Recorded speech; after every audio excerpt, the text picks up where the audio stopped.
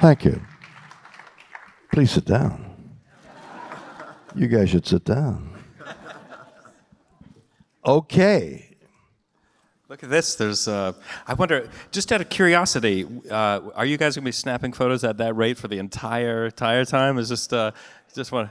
Oh, you got 5 minutes? So I'm probably spoiling things. Maybe, would you like us to be serious-minded for a second and then jovial so you can get like a sense of what it was like with all these questions? No.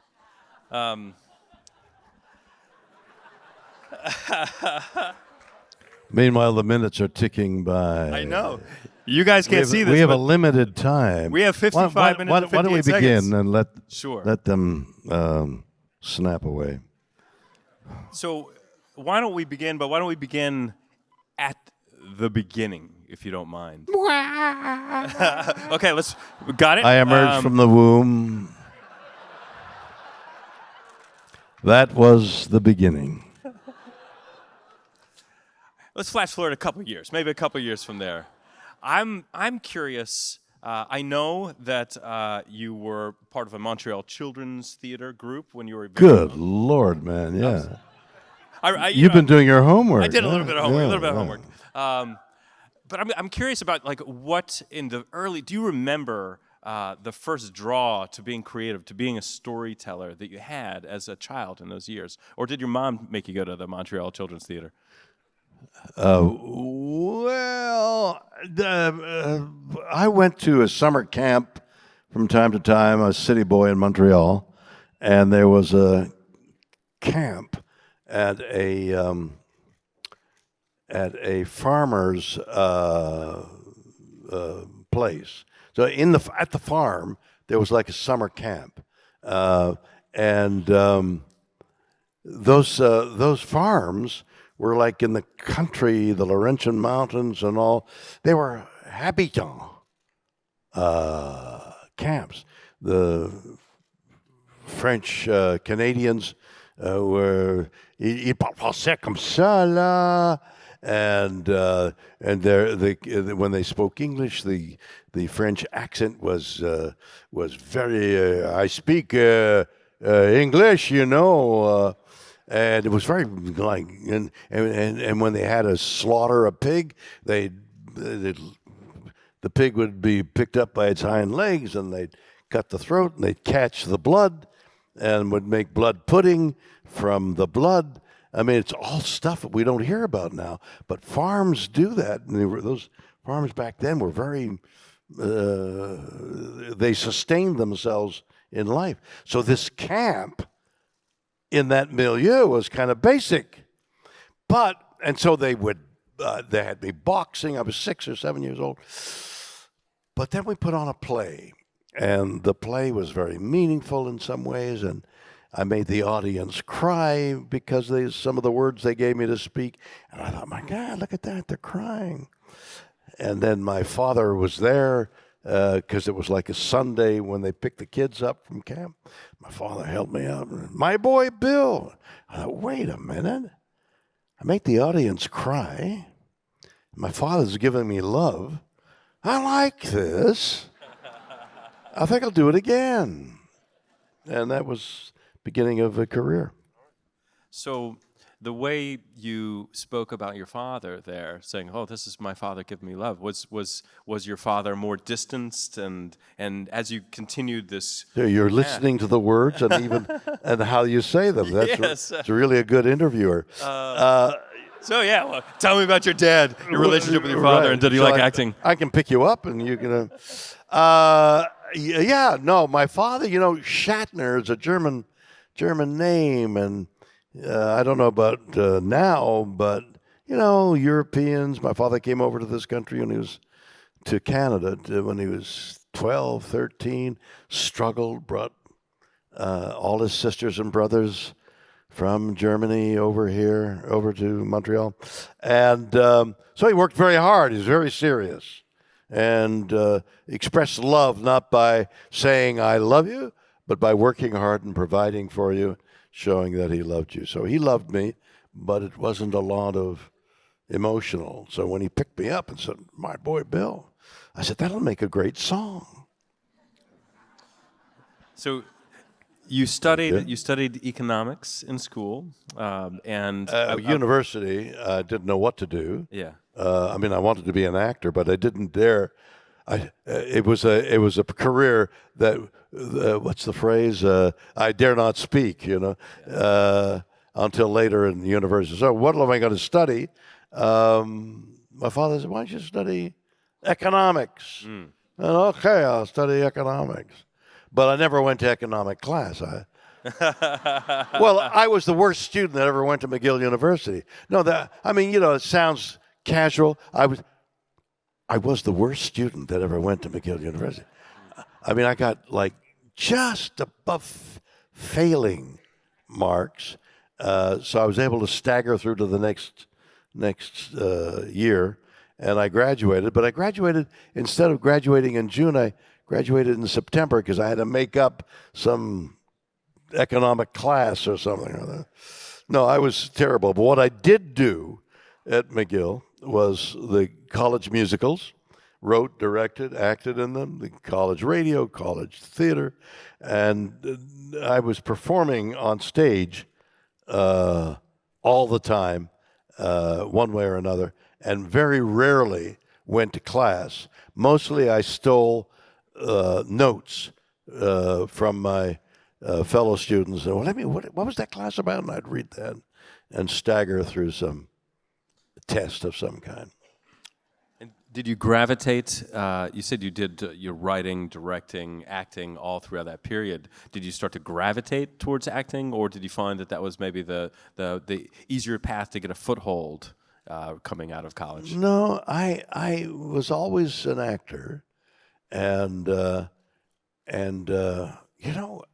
I was looking for the name for the longest time. For some reason, I've just remembered her name. Why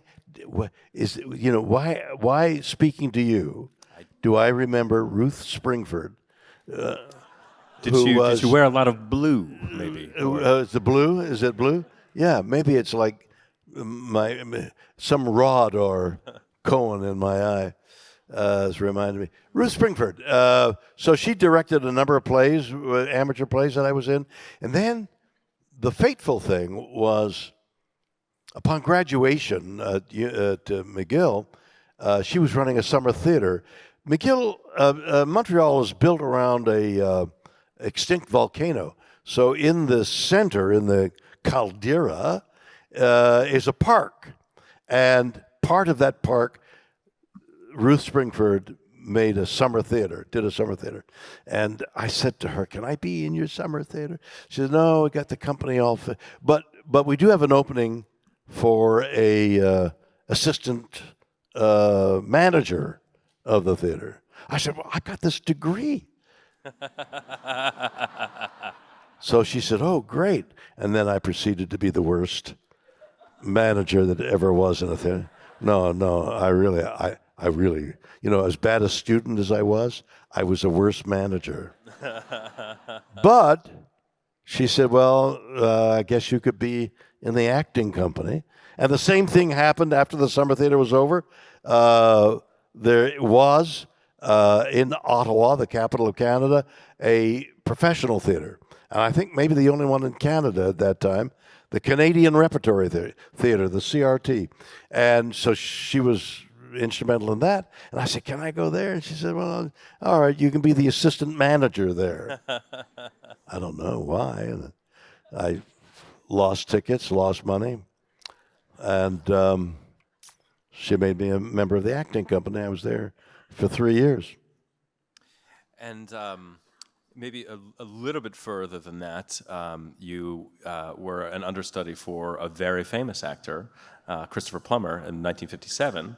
And what was the transition from going to that community level theater to being in a Well, it wasn't a community. Oh, I'm sorry. Forgive me, sir. Professional theater.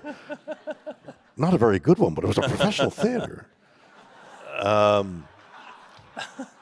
So during those 3 years, somebody came up to me and said, "We're going to start a classical company." Because right near, not far from Ottawa, there was a town called Stratford, Ontario. And we're gonna start a class. I said, no, I got to go to the summer theater. So I turned it down first year. And then they were a huge success. So I said, hey, I'll go. And second year I went, and I was a member of the Stratford Shakespeare Company for 3 years. During which time we did a lot of plays, and we had some wonderful roles, and understudied Christopher Plummer, who was this wonderful actor, also from Montreal. He was a year or two older than I, so he was like a little bit ahead.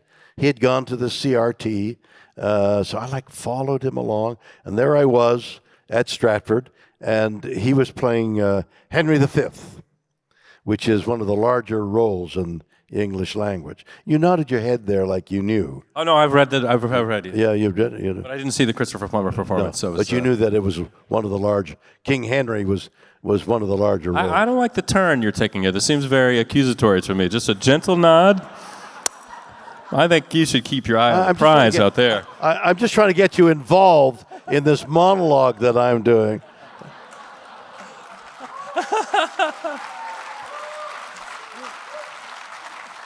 So Chris Plummer, who had become an acquaintance, was playing King Henry of this play, which was all about Henry. So the director... Oh, I don't know. You know all this other stuff. You can't. He did a theater, the theater in that city. Anyway, a famous English director. I'll think of it in a minute. And he said, "You got to understudy the role." And God, I got to understudy the role. So it was repertory theater. So it meant that you would do a play. We rehearse a play in the before we opened the theater officially for a month or so. Then we opened that play, and then being a repertory theater, you would immediately start rehearsals on another play. So a month later, you'd open the second play, and then the third play, and then they would have understudy rehearsals after all that. So in the first week of opening the Shakespeare play that I was understudying, Chris Plummer got ill. And I had to, they came to me and said, "Can you go on?" And I said, yes. I didn't know the names of the actors. I didn't know where to walk. What I did know, though, was the muse, the actor's muse, had been on my shoulder. And the actor's muse said to me, "Learn the words." So although the rehearsals, this understudy rehearsals, were months away, and I had like a cell of a room, like it was a room, like it had a bed like this, and I'd go back and forth, and I'd learn the words, "Once more onto the breach, dear friends, once more." And then when I came to the large, I'd go to the toilet, and I'd sit on the toilet, and I'd flush the toilet. "Once more onto the breach, dear friends."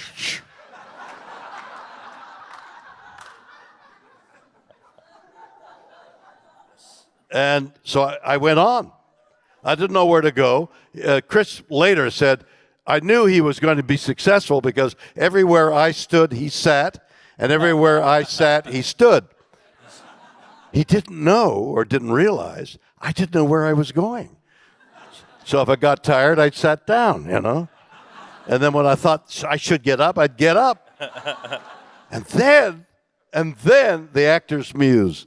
So then it's full of story. The play was written for Queen Elizabeth I by Shakespeare, full of storm and drang and lots of patriotic speeches, and finally the whole thing ends, and the coda of the play is with the French princess, and it's like a romantic comedy for a few moments. When I got to the end of all that stuff, I must have thought, God, I've done it. And now I only had a few pages left with the French princess. And I couldn't remember the next word. I'm in front of 2,600 people, all surrounding, and I can't remember a word. So the guy over here playing my role, the brother of King Henry, I remember he had like a photographic memory. In rehearsal, when somebody would go up, he'd know the words. He knows the words. So I went over to him, to my brother, and I said, Charlie, what do I say? And he had long blonde eyelashes. And he went, he said, singing Baba. Baba, what the hell is that? And I walked over here thinking I'm lost. And the words came to me. The muse was there. And I finished the play. Amazing. And it was like the first week. So the critics were still there. I mean, this was a big deal in Canada, and the critics wrote very nice things about what I did. Very nice, very nice. Are you still friends with Christopher? Were you still friends? I am still friends with Chris. He's dead, yes, and I'm going to die. I tried to correct it mid-stride, didn't really work, but. Hey, since I'm feeling self-conscious, I want to tell you. Still, you're feeling what? There's something that Americans do, and by Americans I mean people from the United States. Canadians don't do? They collect. They just like you have been working in the United States for so long, and yes. You're a part of American United States pop culture. Yes, we just embrace you as an American. Not you're too very closely now. But you are a distinctly Canadian human being. Like how's that? How does that manifested? I think you've doled out some of the boots from your. I do a boots. Well, I kept trying to get the boots out. Okay, I'm a boot. I studied. I mean, about, and then I went to a shoemaker. My shoes needed resoling, and I handed him my shoes, and he said, "You're Canadian, aren't you?" I said, "Yes." He said, "You know how I know?" I said, "Yes, I know how you know." And I say a boot. He said, "No, it's your shoes. They're stamped made in Canada."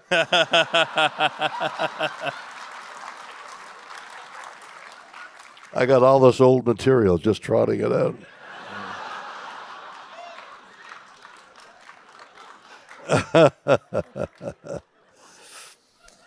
Well, do you? It's a very important part of your formative years, is all I was saying. But and do you still have? Do you spend time in Canada? Do you have family in Canada? I have two sisters in Montreal. Yeah. And I go there on occasion, yeah. But not often enough. Canada is a great country. Yes. No, it's a great country, and I still have my Canadian passport. So every time I go back into the country, the Canadian guys at the border go, "Oh my God, you're still Canadian." Still Canadian after all these years. So I want to flash forward again, because we're going to eventually get into something. Something, yes. A fight? Possibly. I'm game if you are, but scene rolling around the stage at South by Southwest. You never would have guessed what happened next. A few years ago, we honored Roger Corman with a Lifetime Achievement Award. Yeah. And there was a film you made with him that is one of my favorite films. Really? Of his, yeah. Have you got good taste? I don't know. It's a questionable. Depends. Not according to my daughters or my wife or my immediate family. They think you have good taste. They no. They think you have bad taste. They don't trust you my tell opinions. them from me Yeah. that you have great taste, and especially in movies. Oh my gosh, I am definitely going to use that. It's not going to work, but Show them the movie you liked that I did. What was the movie I did that you liked? well, it was the film it's called The Intruder from 1962. Yeah. And I've heard Roger Corman talk about it, and it seemed like it was a pretty dicey affair. They weren't really.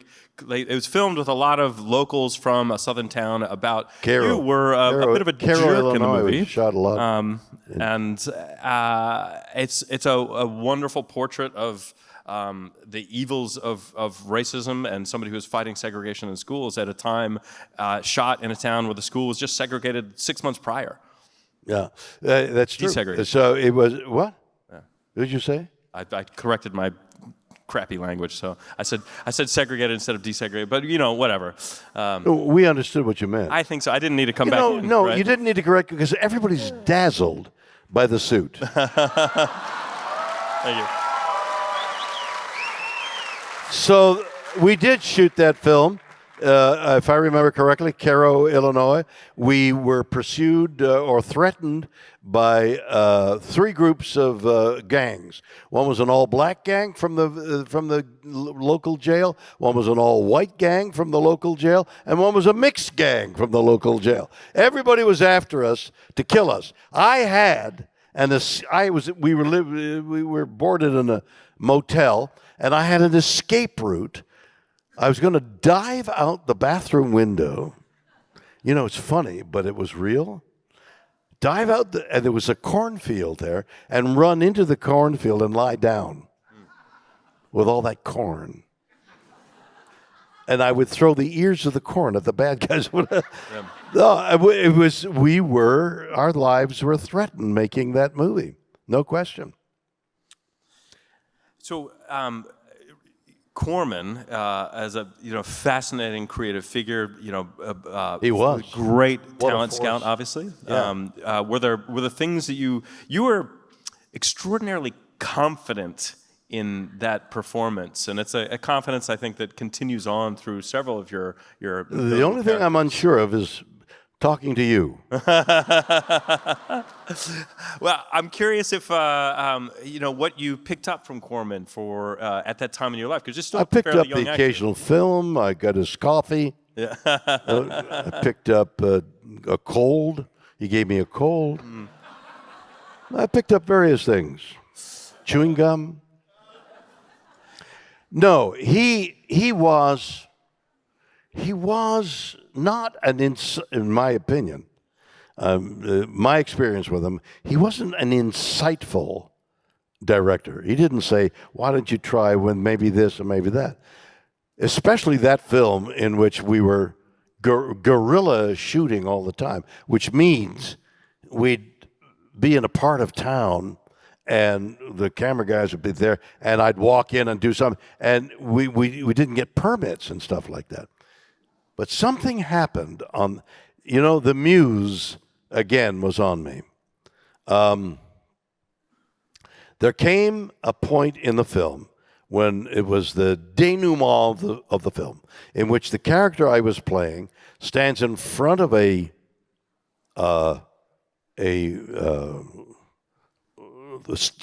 city hall that has steps, and stands on the steps, and a large group of people, and he's saying, we can't integrate this, and he's going on about the racism he was stirring up.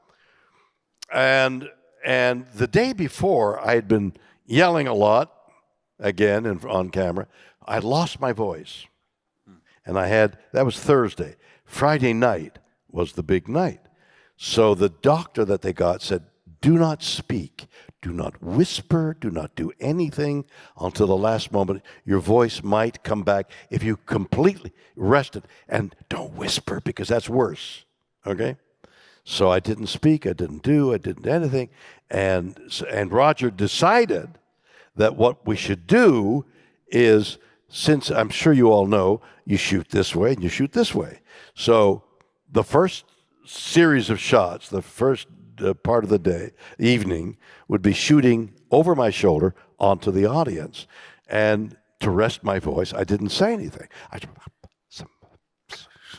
And then Roger would say, yell!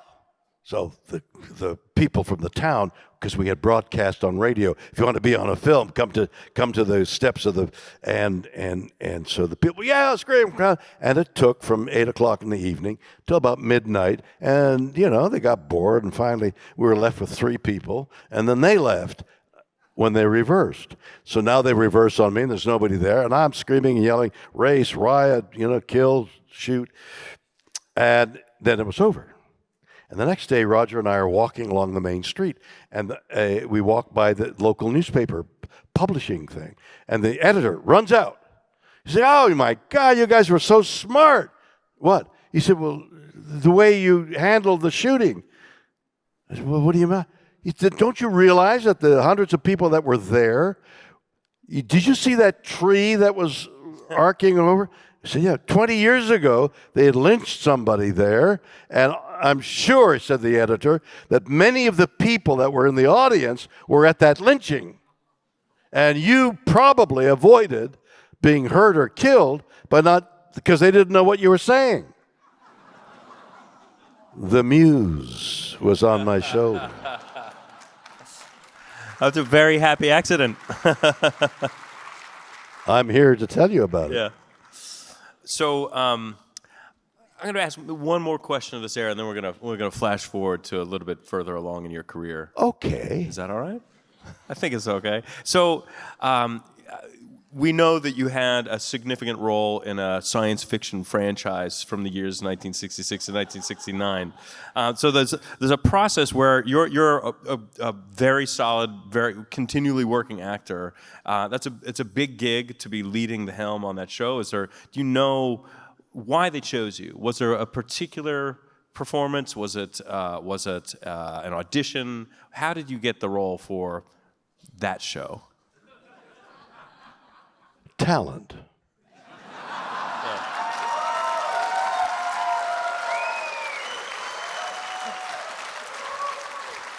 I tell you, it was a little different, probably unique. They made a pilot with an actor called Jeffrey Hunter. Do you remember him? Good-looking guy. He was quite a name at that. The original, the first pilot. Yeah. Excuse me? Yeah. The original what? The first pilot episode. First pilot. Yeah. Exactly. So there was a pilot that Jeffrey Hunter, they made a pilot. They had sold the concept to NBC. NBC's, here's money to make a pilot. They made a hour film with Jeffrey Hunter with a science fiction thing going on. And they presented it to NBC. And then there's that moment when the gods, and in this case, NBC executives, decide to buy or not to buy or not to buy. That is the question. And they said, no, we're not going to buy it because we don't like it. But we like the idea. Rewrite, recast, and we'll take another look at it. We'll give you the money to do it. I've never heard of that happening before or since. So they went around looking for a new captain. And I was in New York doing some work. They called me and said, would you come and see the pilot? And for the idea of being the captain, and I go to the pilot, and I auditioned them by looking at the pilot. I thought, my God, that's really good. Why didn't they buy it? Maybe I would. They were a little ponderous, like, helmsman, turn to the starboard. You're out 5 years in the middle of space. Wouldn't you say, hey, George, turn left? There's a meteor coming. Come, get out of the way. So I added a little lightness, I think. Yeah, right. And then it sold. And that's the answer.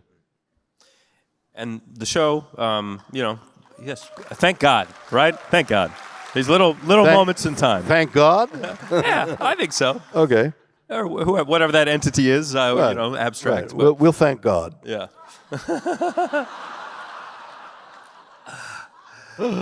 So the show was a failure and it was canceled. What are you talking about? You mean the show I did? Yeah. Yeah, the 3 years I did? Yeah. Well, I wouldn't. Not a failure, come on. Well, you said failure. I'm going to argue about that. I didn't say failure. You said failure. That came out of your mouth. You made fun of my God.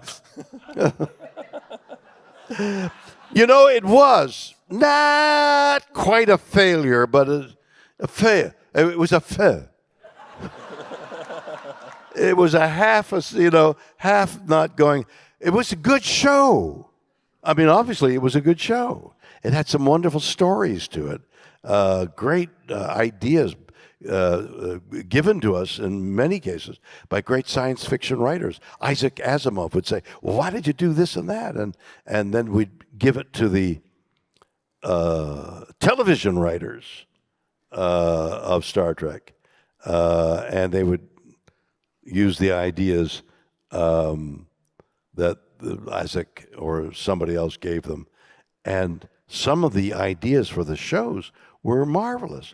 I sometimes think of that wonderful show where the where the character is half white and half black, and the other guy is half black and half white, and there's animosity because they're a different color.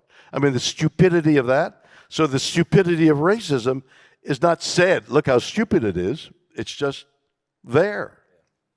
I mean, it's baked into the show in so many different ways, but What? The stupidity of racism is baked into Star Trek. So it's the show we were talking about. If you haven't seen it, is called Star Trek, where they're aboard the USS Enterprise. But I digress. Again. Well, try this on for size. Try this on for size. Medium.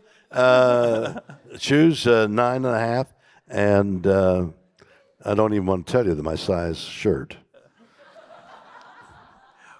Well, the role of an actor, when you think about it, a successful actor, I think about it quite a bit. Actually. It's constantly getting quote unquote fired every single time. You've been on a show, so it can be hugely successful and it's over, and there's no guarantee of the next work. No, right? So you're that's terrible, isn't it?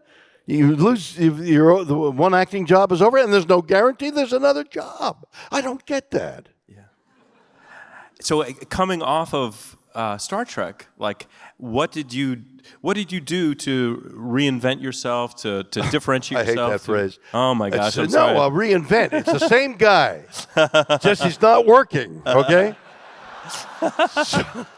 So what I did, well, in those days, if you did a series, it took a period of time, sometimes years, before producers thought the audience would like to see you in something else. So Star Trek was over, and I'm thinking, what am I going to do? And what I started doing was summer stock.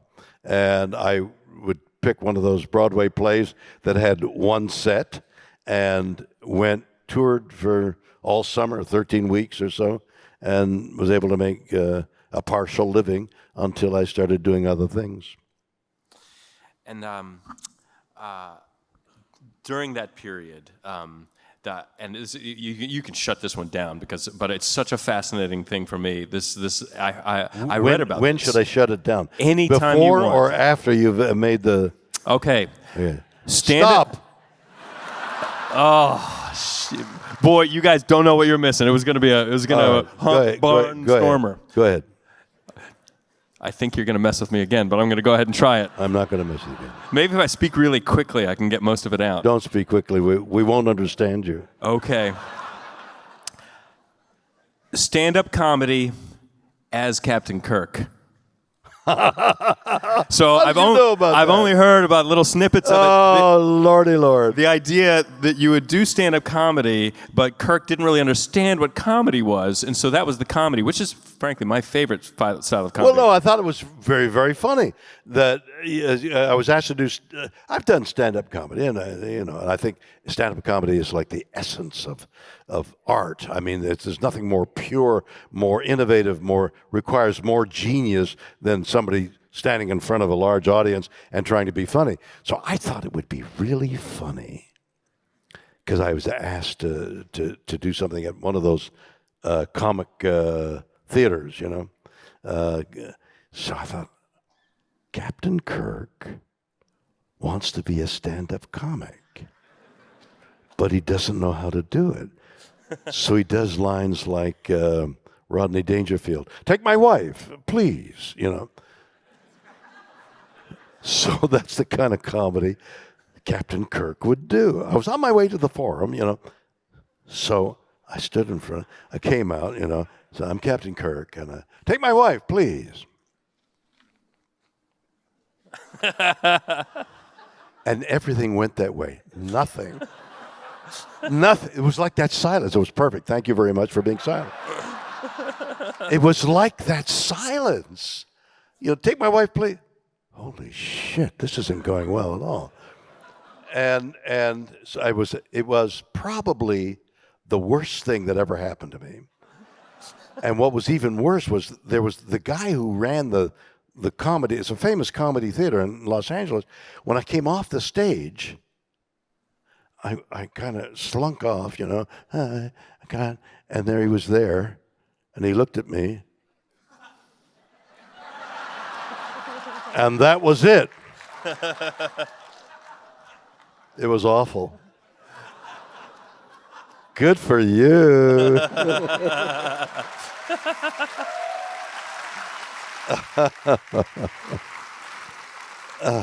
So I understand that these monitors, which are now black currently, if I magically say or start intonating that maybe we'll take some questions from the audience, they will populate with questions from the audience. Yeah. So if you don't mind, just because I don't want to ask a really, well, maybe I already have, but a really awful question. I'm gonna just. No, you're really wonderful. Oh my gosh! I mean.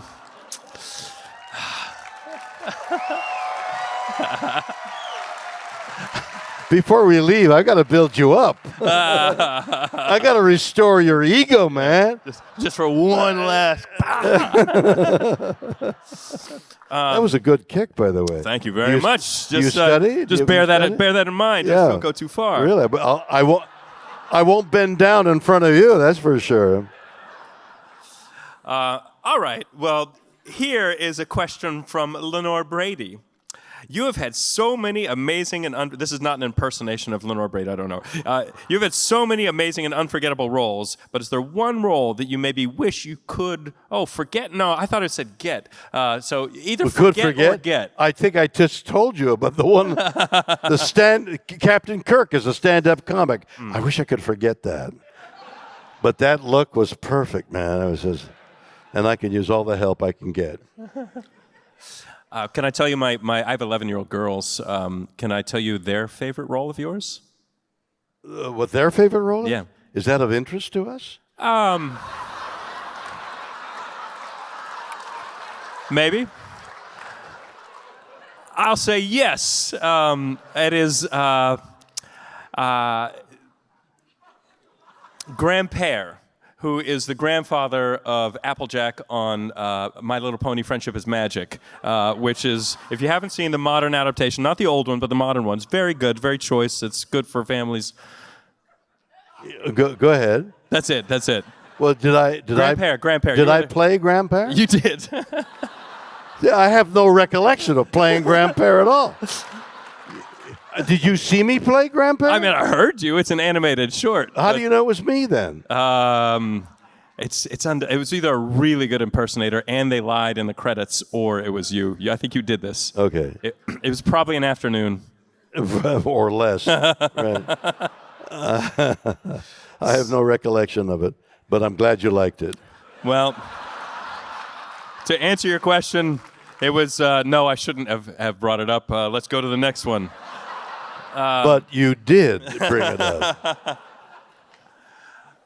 We have a question from, I don't know how to pronounce his last name. I'll just say Guido, from Guido. What do we need to do to get young Guido? Guido? Guido. That's Guido. Okay. What Guido wants to know, should you kill me or not kill me? Guido would like to get young people excited about science again, the way that Star Trek did. So what do we do now? Because the future needs them. Well, we need all the young people working in science and learning things and helping the world exist. Yes, we need all those young people. They need to be inspired. There's something. I have young people in my family, kids in last years in high school, and kids starting to go to school, and something's missing about the excitement of learning. I don't know where it came to from me, and perhaps you have an opinion of where it came, where it comes from for you. But the excitement of learning is perhaps more exciting than anything. I mean, anything, because acquiring knowledge that nobody else knows, or that somebody else knows that you've learned, is enormously exciting. I read a lot. I read a lot of books. So discovering, for example, that plants, trees, communicate was like a profound astonishment to me. That trees, I knew that trees released pheromones when beetles and bugs attacked. But what I didn't know was that trees use the mycelium of fungi for electrochemical signals that they send to other trees, like the baby trees. So there's a mother tree and baby trees, and it's now an established science fact. So trees using electrochemical signals along a wire, in effect, is exact replica of electrochemical signals along the brain. I'm trying to think of the wire in the brain. So electrochemical signals are sent by our brain along lines exactly the same way a tree is. Does that not make you like, holy moly, right? I mean, a tree is sending, dear kid, learn science, to the tree. What I'm saying very clumsily is science can be so exciting in the discovery of stuff that's all around us. And all around us are things that we don't know anything about. We know nothing. And we're discovering it at an incredible rate. I had the opportunity to interview a Nobel Prize winning scientist a little while ago, and I said, "Why isn't there?" If I said Manhattan Project, would you know what I mean? The Manhattan Project during World War II was every scientist available was working on getting an atomic bomb before the Nazis got it. And we achieved that. It was called the Manhattan Project. So anything that needs an intensive amount of work, people can refer to it as a Manhattan Project. Why isn't there, I asked him, a Manhattan Project talking about saving the world? I mean, we need to get carbon dioxide out of the air. There are pilot programs that do it, but why aren't scientists working on that? Getting the poisons out of the soil, out of the air, out of the water now.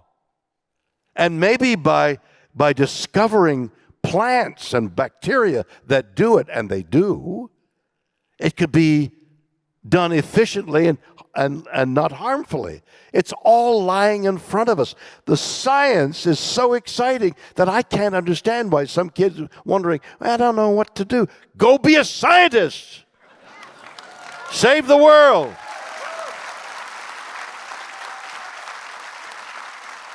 So the acquisition of knowledge is exciting, and that's what we've got to do to the kids of today. Acquaint them with the excitement of learning something. I absolutely adore your passion on this subject.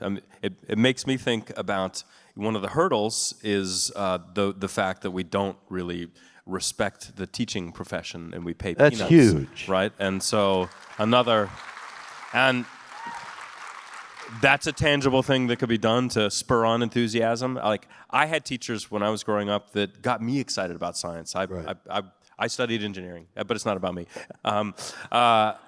Did you have You teachers? finally have realized that. I was going to pivot over to you now, but did you have teachers that, like, how did this love of science get stirred up in you? I don't know, and I don't remember. All I remember is I did something wrong. I don't remember what it was.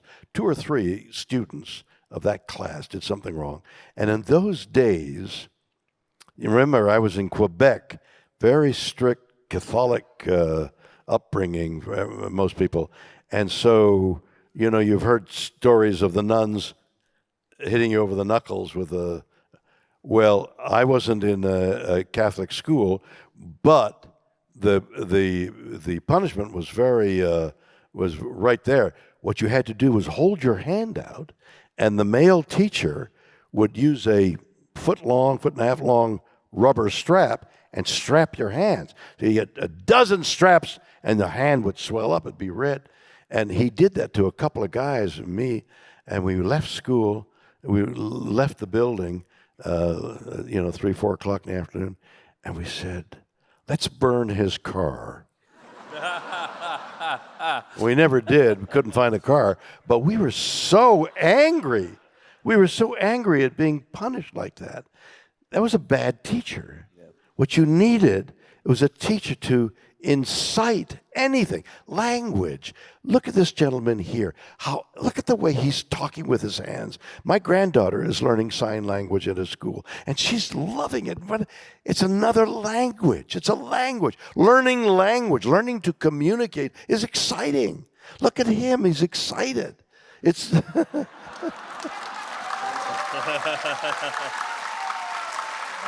So that's a huge thing we've got to do in this country, absolutely.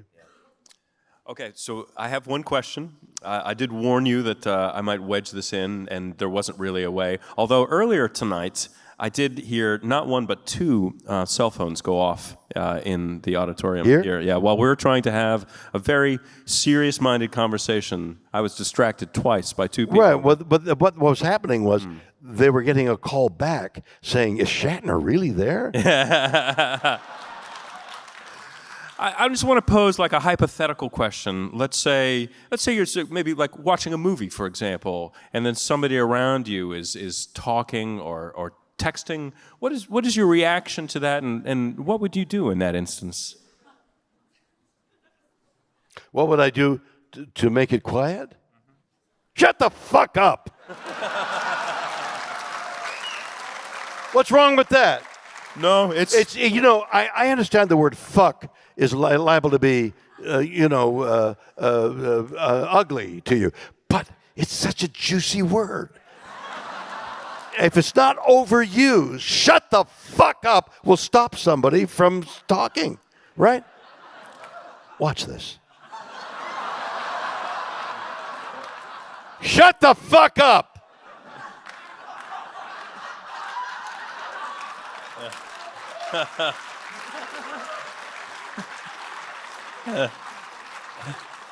See? What else you want to know? It didn't work, and he just repeated the same word right back at you. It escalated. It escalated. I didn't see the gesture, but it looked like that, didn't it? What's the gesture? Teach us the gesture for fuck. No guts.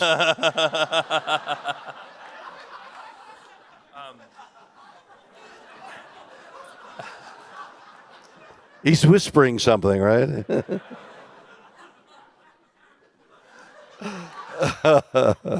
You might notice that I only took a couple questions off of the big board here, and that is because there were a number of questions that came in of variations on a theme, and it's about a recent experience in your life where you've been associated with science and science fiction and space travel for much of your career, but you actually got the chance to go up into space. I And did. so I did. wanted to hear a little bit more about that. Well, it was a very profound experience. I didn't know it was going to be. I thought, originally when they asked me, well, I went to Seattle to meet with Jeff Bezos and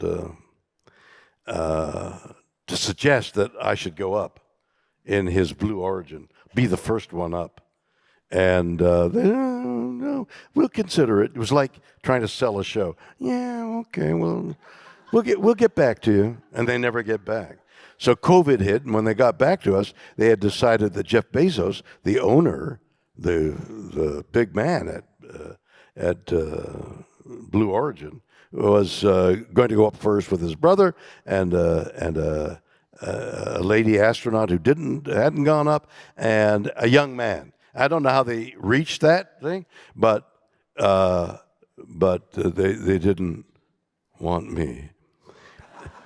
And so the gentleman, Jason Ehrlich, who was producers, was with me, he said, well, would you go up in the second one? I'm not going to go up in the second one. It's like getting the vice president when you want the president, I'm not going to go up. But then my book, the theme of Boldly Go, which is the name of the book that's out there now, is, say yes to life. Say yes to new adventures, new loves, new ideas, new, blue suit. Say yes to a blue suit. So I thought, that's ridiculous. If they ask me, I'll go, and they asked me to go, and so I did. And they asked me to go be there on a Monday, and everybody else was coming in on a Tuesday. And I thought, why am I here on a Monday? I don't want to be on a Monday. And everybody's why? So I'm there on a Monday, and I'm moseying around. And why am I here? And they said, all right, let's get into the electric truck and go out to the gantry and take a look at the gantry. All right, let's take a look at go to the gantry. And then let's go up the top of the gantry. What? It's at 4,000 feet. The desert is 4,000. It's like Denver. When you get into Denver, it's already...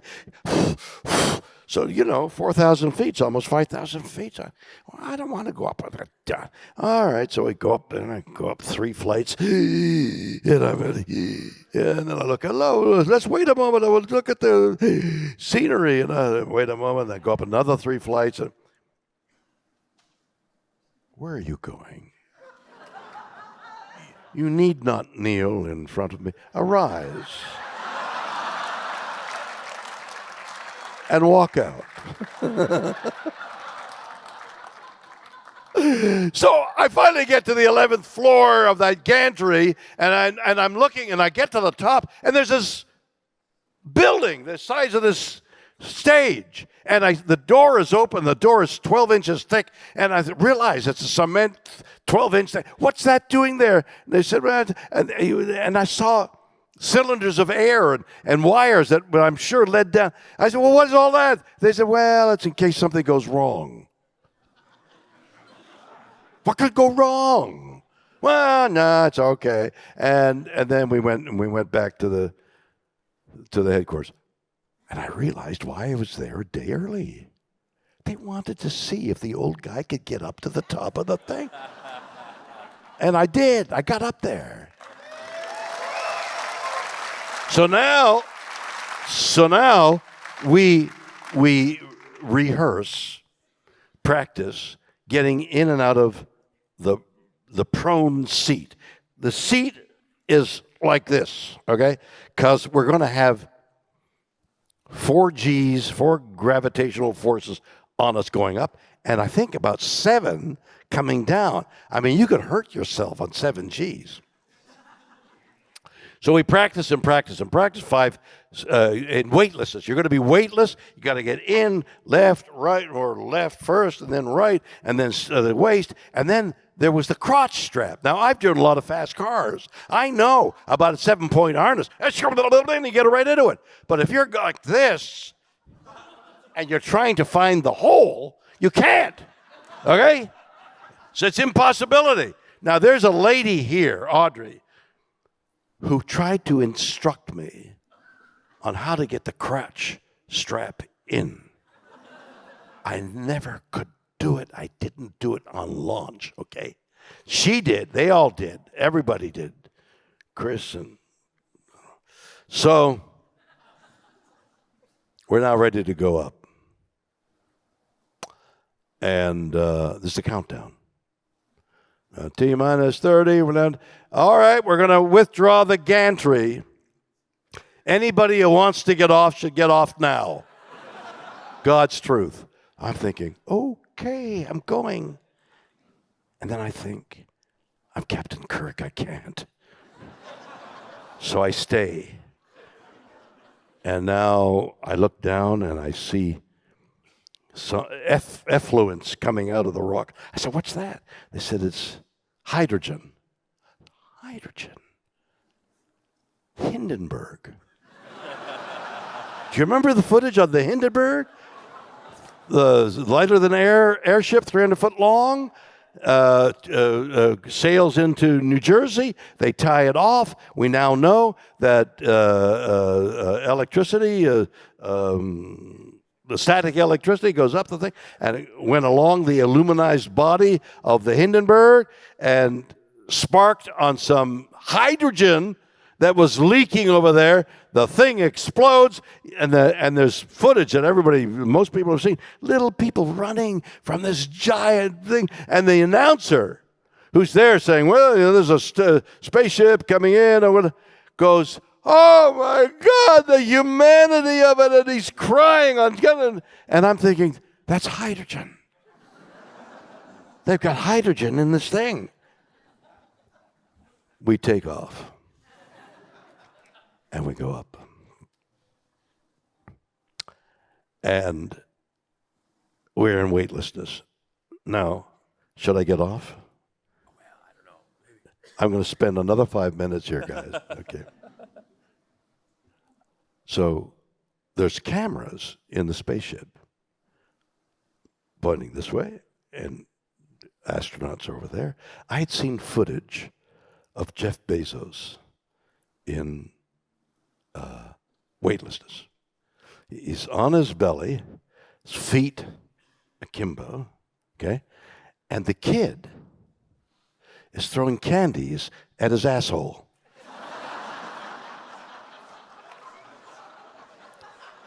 I knew that I was not going to spend weightlessness like that. So when we got into weightlessness, I made my way to the window. And I looked out the window, and for some reason I was looking back, and I could see the wake of the spaceship going through the air. I've never heard anybody discuss the fact that you could see a wake like a submarine underwater. It was incredible. And then I looked up, and I saw the blackness of space. Now, when I say blackness, I mean that blackness you get when you're in a cave and they close the door and you don't dare move because the blackness is so palpable. That's what I saw in space. I am a student of space. I know the Hubble and the Webb and the galaxies and I know a lot, as much as anybody here, any amateur here. I know a lot of that stuff. None of that was there in the blackness. It was black. It was death. And that there, the beige, the white, the blue, was life. And then I felt this sadness. I didn't know what it was. And I scrambled back after weightlessness and made my way down. And I found myself crying on camera down when we had landed. And I'm crying. I'm like, what am I crying about? Why am I crying? And I go and sit down someplace to gather my thoughts, and I realize I'm feeling grief. Well, what am I feeling grief about? Well, I've been an ecologist for a long time, for many, many years, decades. I knew, because of books that I had read and people, authorities that I had talked to, what was coming this way. But there were a lot of people who didn't want to look at global warming coming this way. But I knew about it. And I knew that it was gathering steam. And I knew that even during the time I was up there, there were entities going extinct. Think of how sad this is. Life probably began about 3.8 billion years ago on Earth. 3.8 billion years, while life evolved, clinging to life. The imperative of life is, I want to live, I'm going to live. Those cedar trees clinging to cliffs, the slime making its way through a maze and reaching for the sun. Slime. Insects are going. Entities that we don't know that they existed have ceased to exist, and we don't even know they were there. How sad is that? That this beautiful sacred thing called life has evolved and things disappeared in life, and we didn't know that they were there. How sad that is. That was my grief. I entertained at Kennedy Center. We wrote a song for that very thing called So Fragile, So Blue. We're making a music video of it in my fantasy. It's a rallying cry, because intertwined in So Fragile, So Blue are the lyrics, what can we do? And the orchestra, 70 pieces playing behind me. What can we do? What can we do? What can we do? And the music stops. The people leapt out of their seats and applauded. What can we do? That's the question I leave with you all. Thank you very much.